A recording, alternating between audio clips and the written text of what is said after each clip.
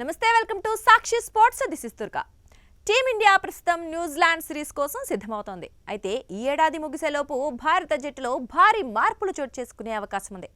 వయస్సు, form, fitness కారణాల దృష్ట్యా ముగ్గురు కీలక ఆటగాళ్లు అంతర్జాతీయ క్రికెట్లోని అన్ని ఫార్మాట్ల నుంచి తప్పుకోవచ్చని విశ్లేషకులు భావిస్తున్నారు. ఈ జాబితాలో టీ20 కెప్టెన్ ఉండటం గమనార్హం. ప్రస్తుత team India T20 captain Suryakumar Yadav career ఇప్పుడు సందిగ్ధంలో పడింది. 360 డిగ్రీల బ్యాటింగ్ తో ప్రపంచాన్ని మెప్పించిన సూర్య గత 25 అంతర్జాతీయ టీ20లో కేవలం 244 పరుగులు మాత్రమే చేయగలిగాడు. 2024 బంగ్లాదేశ్ సిరీస్ తర్వాత అతని బ్యాట్ నుంచి ఒక్క హాఫ్ సెంచరీ కూడా రాలేదు.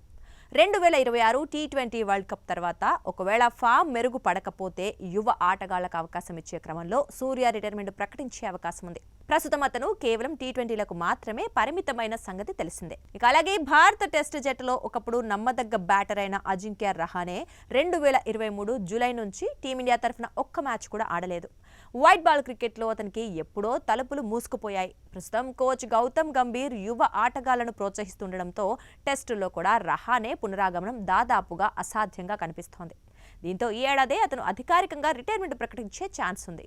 ఇక స్టార్ ఆల్రౌండర్ రవీంద్ర జడేజా ఇప్పటికే టీ20 అంతర్జాతీయ క్రికెట్ నుంచి రిటైర్మెంట్ ప్రకటించాడు. అయితే 2027 వన్డే వరల్డ్ కప్ పై దృష్టి పెట్టేందుకు జడేజా టెస్ట్ క్రికెట్ నుంచి తప్పుకోవచ్చని వార్తలు వస్తున్నాయి. ఫిట్నెస్ కాపాడుకుంటూ తన వన్డే కెరీర్ ను పొడిగించుకోవాలని జడేజా భావిస్తున్నట్లు తెలుస్తోంది.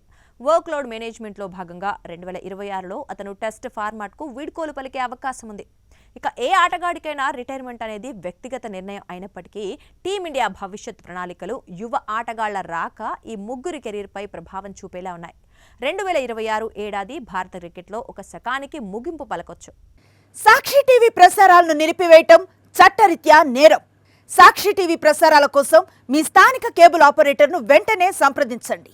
DTH లో, ఇంటర్నెట్లో కూడా సాక్షి టీవీ ప్రసారాలను వీక్షించవచ్చు.